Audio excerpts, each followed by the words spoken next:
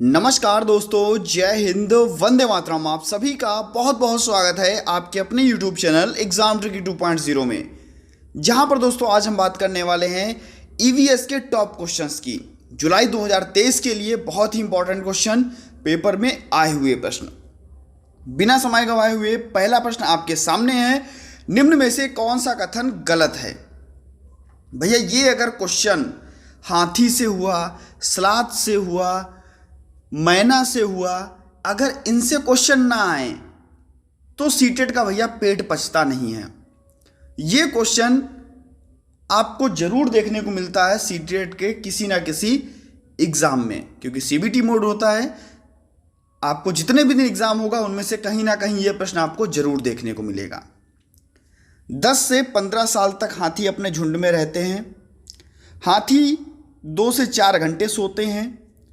कह रहा है कौन सा कथन गलत है। गलत कथन की आपको यहां पर पहचान करनी है। हाथी बिना खाए 1 महीने तक जीवित रह सकते हैं। हाथी दिन में 100 किलोग्राम से ज़्यादा पत्ते और झाड़ियाँ खाते हैं। तो अगर दोस्तों हम बात कर लें यहाँ हाथी के बारे में, तो हाथी का जो गलत कथन होगा, हाथी बिना खाए 1 महीने तक जीवित रह सकता है। बिल्कुल दोस्तों, ऐसा तो जब हाथी 100 किलोग्राम भैया एक दिन में वो खा जाता है, तो क्या वो 1 महीने तक जीवित रह पाएगा? बिल्कुल नहीं दोस्तों, रह पाएगा। तो यहाँ पर गलत ऑप्शन कौन सा है? C ऑप्शन जो है वो बिल्कुल आपका गलत है। नेक्स्ट अगर हम आगे बढ़ते हैं, कौन सा राष्ट्रीय पाठ्यचर्या रूपरेखा NCF 2005 पर्यावरण शिक्षण के संदर्भ में प्रस्तावित नहीं करता? यानी कि 3 ऑप्शन प्रस्तावित करते होंगे और 1 ऑप्शन जो है वो प्रस्तावित नहीं करता होगा। देखिए, प्रयोग करना प्रस्तावित करता है। व्यक्तिगत दृष्टिकोण, भाई बच्चे का क्या दृष्टिकोण है ये भी तो हमको जानना है NCF के अनुसार, और बच्चे के अनुभव और संदर्भ ये भी हमको बात करनी है। लेकिन तकनीक शब्दों का से परिचय, तो ये जो है आपका B ऑप्शन यहाँ पर बिल्कुल सही हो जाएगा। प्रस्तावित नहीं करता है NCF 2005 में तकनीक शब्दों से परिचय। बच्चे को अगर हम तकनीक शब्दों के माध्यम से सिखाएंगे तो क्या बच्चा बेहतर सीख पाएगा? बशर्ते उस जीवन के जो बच्चा प्रयोग से सीख रहा हो, बच्चा स्वयं से करके सीख रहा हो, बच्चा व्यक्तिगत रूप से सीख रहा हो, बच्चे अपने अनुभव स्तर के अनुसार सब चीज़ों को सीख रहे हो, तो वहाँ पर वो आंसर आपका बेस्ट होगा।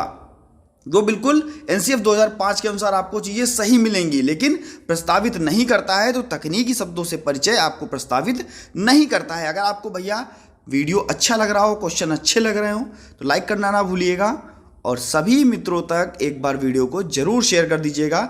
चैनल को सब्सक्राइब कीजिएगा और पास में बेल आइकन आएगी, उसमें ऑल का ऑप्शन आएगा, उसको प्रेस कर लीजिएगा। नेक्स्ट हम बात करते हैं, सरसों के तेल की बनी मछली कहाँ की लोकप्रिय है? भैया सरसों के तेल की बनी मछली कभी कभी प्रश्न में पूछ देता है। क्या पूछता है कि नारियल के तेल की मछली, नारियल के तेल की मछली, नारियल के तेल की मछली, और कभी कभी पूछता है सरसों के तेल की मछली। तो भैया कौन सा नारियल के तेल की मछली के लिए लोकप्रिय है और कौन सा सरसों के तेल की मछली के लिए? तो जब भी भैया कहेगा कि नारियल के तेल की मछली, तो आप कहाँ आंसर लगाओगे? गोवा। और जब भी बात करेगा सरसों के तेल की मछली, तो आप लगाओगे भैया कहाँ? कश्मीर। यहाँ पर आपका C ऑप्शन सही हो जाएगा। और हम आगे बढ़ते हैं, नेक्स्ट क्वेश्चन की तरफ बढ़ते हैं। केरल की बात आएगी तो भैया ट्रेपियोका का नाम आता है, आप सभी को पता है।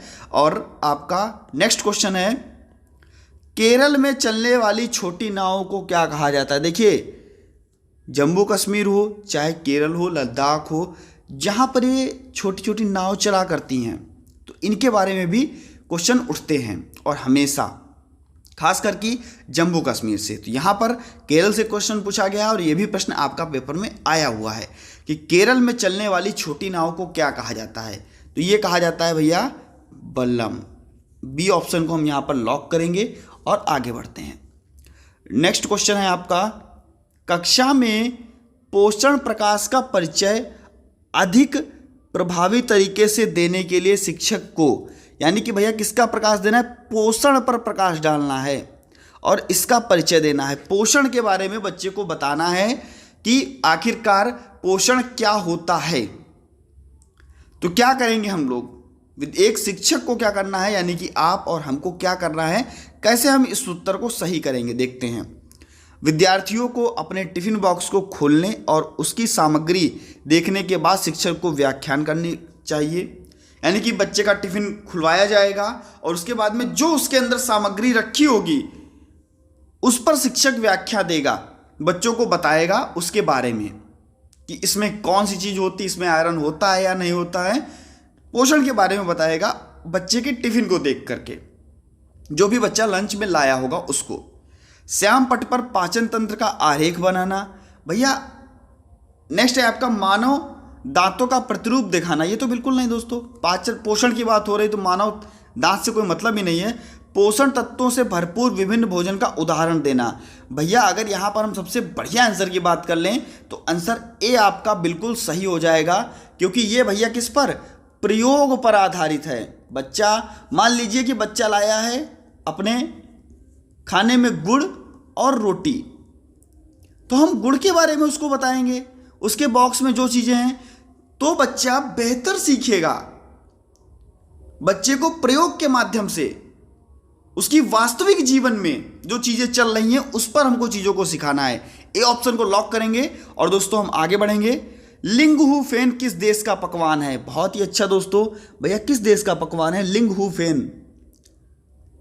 यहाँ पे क्या किया जाता है भैया, सांप को पकाया जाता है भैया, सांप को, जिससे डरते हैं हम लोग उसको पका के भैया ये लोग उड़ा देते हैं। तो लिंगहू फेन जो है वो आपके हांगकांग का है, आपको याद रखना है। सी ऑप्शन को यहाँ पर लॉक करते हैं और नेक्स्ट क्वेश्चन की तरफ हम बढ़ते हैं। पर्यावरण अध्ययन में बच्चों को जोड़ने की सबसे प्रभावशाली युक्ति। पर्यावरण अध्ययन में बच्चों को जोड़ने की सबसे प्रभावशाली युक्ति, क्या हम बच्चों को व्याख्यान देंगे, क्या कक्षा निर्देशन होगा, या खेल के माध्यम से कहानी कविताएं, या पाठ्य पुस्तक का पठन? तो भैया आपको पता है कि बच्चा है क्या प्राथमिक स्तर का, और प्राथमिक स्तर पर हम क्या करते हैं, बच्चे को खेल और कविताओं के माध्यम से सिखाते हैं। सी ऑप्शन को यहाँ पर लॉक करेंगे और आगे बढ़ेंगे। बेस्ट ऑप्शन आपका था। नेक्स्ट है आपका अंतर्राष्ट्रीय ख्याति प्राप्त वेट लिफ्टर।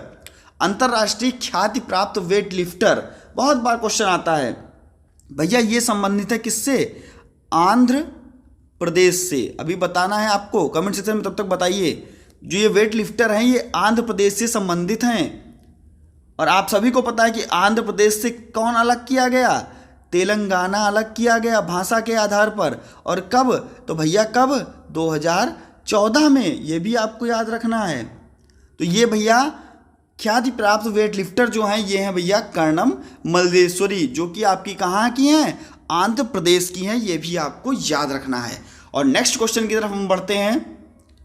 नीचे दी गई सूची का भिन्न है, यानी कि इनमें से आपको भिन्न देखना है कि कौन सा अलग है। घड़ियाल, मछली, कछुआ, कौवा। भैया देखिए यहाँ पर आपको देखने को मिल रहा होगा ये घड़ियाल, मछली और कछुआ, ये भैया सभी कहाँ रहते हैं, पानी में। लेकिन जो आपका कौवा है ये आपका कहाँ रहता है भैया, पेड़ पर रहता है। तो यहाँ पर डी ऑप्शन है बिल्कुल आपका सही हो जाएगा। नेक्स्ट क्वेश्चन की तरफ हम बढ़ रहे हैं दोस्तों। फ्रांस के वैज्ञानिक लुई ब्रेल, जिन्होंने ब्रेल लिपि बनाई, तो वो कितने बिंदुओं पर आधारित है? आप सभी को पता होना चाहिए भैया। ब्रेल लिपि किसके लिए, तो ब्रेल लिपि भैया दृष्टिबाधित बच्चों के लिए। दृष्टिबाधित बच्चों के लिए, जो बच्चे दृष्टिबाधित हैं वो ब्रेल लिपि 6 डॉट के माध्यम से चीज़ों को पढ़ेंगे, यानी कि 6 बिंदुओं पर आधारित है। सी ऑप्शन आपका बिल्कुल सही हो जाएगा। ब्रेल लिपि दिवस कब मनाया जाता है? आप सभी लोग कमेंट सेक्शन में जाइए, बताइए भैया ब्रेल लिपि दिवस कब मनाया जाता है, तुरंत कमेंट में बताइए। और अगर आपको भैया वीडियो अच्छी लग रही हो तो लाइक करने में यार संकोच ना किया करो। लाइक करने से क्या होता है ना, एक मोटिवेशन बढ़ता है। और आप लोग वीडियो को लाइक नहीं करते तो मुझे लगता है कि जो भी क्वेश्चन दिए गए आप लोगों को वो आपके काम के नहीं हैं। अगर भैया काम के क्वेश्चन हैं, आपको क्वेश्चन लगता है कि पेपर में ऐसे ही क्वेश्चन आ रहे हैं, और हकीकत दोस्तों ये जितने भी क्वेश्चन आपको देखने को मिल रहे हैं कहीं ना कहीं इनका संबंध आपके पेपर से है, और पेपर में ऐसे ही प्रश्न आपको देखने को मिलते हैं। बहुत ही जल्द आपको वो क्वेश्चन भी करा दिए जाएंगे जो हाल ही के एग्जाम में आए, और उन पर भैया 1 से 2 वीडियो अपलोड भी की जा चुकी हैं। तो जुड़े रहिए और सभी मित्रों तक एक बार वीडियो को जरूर शेयर कर दीजिएगा। अच्छी लगे तो लाइक करने में संकोच बिल्कुल भी ना कीजिएगा। बीजों का अंकुरण संकल्पना के शिक्षण की सबसे प्रभावशाली पद्धति है। बीजों का अंकुरण, भैया देखिए हम बच्चों को क्या सिखा रहे हैं कि हम बीजों का अंकुरण कैसे करेंगे। तो उसके लिए संकल्पना बच्चों के माइंड में जो सेट करनी है कि कैसे बीज अंकुरित होते हैं, तो वो एक शिक्षक क्या करेगा, किस प्रकार से शिक्षण को प्रभावशाली बनाएगा कि बच्चा सबसे बेहतर तरीके से देखे और उस सर्कल को अच्छी तरीके से समझे। जो क्रियाएं हो रही हैं बीजों के साथ में, तो उसको आसानी से समझे। तो क्या करना है, उस पर व्याख्या देना है। भैया व्याख्या देना आपका नेगेटिव सेंस में जाता है, इसको गलत मानेंगे, तुरंत इसको गलत काट देंगे। श्याम पट पर चित्र बनाना और वर्णन करना, या हम कह सकते हैं विद्यार्थियों द्वारा पौधे के बीज बोना। देखिए पौधे का बीज बोना और उनके अंकुरित चरणों का अवलोकन करना सबसे बेहतरीन। हम कहाँ पर भैया, बच्चे को पर्यावरण में उसके वास्तविक जीवन में मौलिकता के साथ में भैया यहाँ पर हम बात कर रहे हैं। हम बीज को जब बच्चा बोएगा, उसके बाद में जब वो बीज अंकुरित होगा तो देखेगा कि भैया हमने कितने दिन पहले बीज को बोया था, कितना पानी डाला, तब जाकर के ये अंकुरित हुआ, समय क्या लगा। तो उसके चरणों का हम लोग अवलोकन करेंगे। सी ऑप्शन यहाँ पर लॉक करेंगे। और नेक्स्ट क्वेश्चन की तरफ हम दोस्तों बढ़ते हैं। भाषा शिक्षण के दृश्य श्रव्य साधनों के प्रयोग का मुख्य प्रयोजन। बच्चे को हम भैया विजुअल और ऑडिटरी, यानी कि बच्चे को दिखा करके भी, बच्चे को सुना करके भी ऐसे साधनों का प्रयोग कर रहे हैं, तो क्या होगा, बच्चों के अंदर क्या चीजें बढ़ेंगी। विद्यार्थियों की इंद्रियों की क्रियाशीलता बनाना, शिक्षण की विविधता लाना, रोचकता का संचार करना और मनोरंजन करना। तो भैया विद्यार्थियों की जो इंद्रियां हैं, चाहे वो आपकी विजुअल हो, चाहे वो आपकी ऑडिटरी हो, चाहे वो सुनने की इंद्री हो, चाहे वो देखने की इंद्री हो, तो उसको हम क्रियाशील बनाएंगे, जिससे कि विद्यार्थी बहुत ही अच्छे ढंग से चीज़ों को सीखे और करे। निम्न में से कौन सा अच्छा देखा भारत में 2 भागों में बांट। भैया यहाँ पर होगी आपकी अक्षांश रेखा। अक्षांश रेखा देखा नहीं होगा भैया, मिसप्रिंट हो गया है, ये अक्षांश रेखा होगा। निम्न में से कौन सी अक्षांश रेखा भारत को 2 बराबर भागों में बांटती है। आपको पता होना चाहिए भैया, ये आपकी क्या है, पृथ्वी है। और पृथ्वी को 2 बराबर भागों में कौन बांटता है, अगर बात करें यहाँ पर दूसरा भी क्वेश्चन आपका, ये आपका सेकंड क्वेश्चन, पृथ्वी को 2 बराबर भागों में कौन बांटता है। तो आप कहोगे सर पृथ्वी को 2 बराबर भागों में आपका कौन, भूमध्य रेखा बांटती है। और यहाँ पर आपका लगभग में आपको यहाँ पर अपना भारत देखने को मिलता है। और भारत जो है 23.5 अंश आपको पता है। यहाँ पर आपका कौन सी रेखा हो जाएगी, यहाँ पर आपकी हो जाएगी कौन सी, जल्दी से बताइए कमेंट सेक्शन में, कौन सी रेखा हो जाएगी। यहाँ पर आपकी कर्क रेखा हो जाएगी। तो भैया कर्क रेखा भारत को 2 बराबर भागों में बांटती है और भूमध्य रेखा पृथ्वी को 2 बराबर भागों में बांटती है। ये आपको बिल्कुल पता होना चाहिए, कंफ्यूजन बिल्कुल भी नहीं रहना। आगे हम बढ़ते हैं दोस्तों। कक्षा 5 का अरुण अक्सर समय पर पर्यावरण अध्ययन की शिक्षिका के पास दत्त कार्य जमा नहीं करता। भैया अरुण नाम का लड़का है और क्या करता है, अपनी मैडम के पास में जो भी उसको कार्य दिया जाता है, जो भी उसको होमवर्क दिया जाता है, जो भी उसको कार्य करने को दिया जाता है, भैया वो मैडम के पास जमा ही नहीं करता, मतलब कार्य नहीं करता। तो क्या होगा, कैसे हम उसको आगे बढ़ा सकते हैं, कैसे हम उसको कार्य करा सकते हैं, देखते हैं। खेल कूद के कक्षा में जाने में से रोकना, ऐसा बिल्कुल नहीं करेंगे भैया। काहे उसको रोकेंगे हम, उसका मन है खेलने का, क्योंकि बाल केंद्रित शिक्षा है।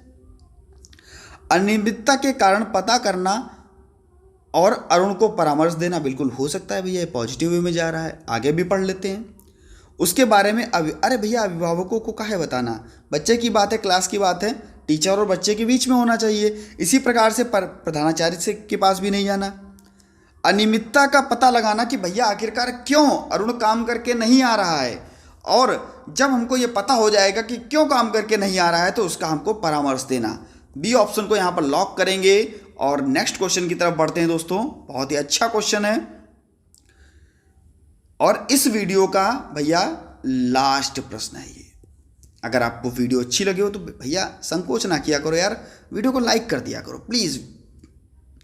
वह कौन सा जरूरी कारक है जो भिन्न भिन्न क्षेत्रों में भिन्न भिन्न पर्यावरण उत्पन्न करता है? वायुमंडल का प्रभाव, मानवीय क्रियाओं का प्रभाव, ओजोन परत का प्रभाव या उपरोक्त सभी? तो भैया भिन्न भिन्न क्षेत्रों में भिन्न भिन्न पर्यावरण उत्पन्न करता है, ये आपका है मानवीय क्रियाओं का प्रभाव। बी ऑप्शन को यहाँ पर लॉक करेंगे और इसी प्रकार आपका ये वीडियो समाप्त होता है। मिलता हूँ दोस्तों नेक्स्ट वीडियो में कुछ नई जानकारी के साथ, नए प्रश्नों के साथ। बने रहिएगा आपके अपने चैनल एग्जाम ट्रिकी 2.0 पर। धन्यवाद।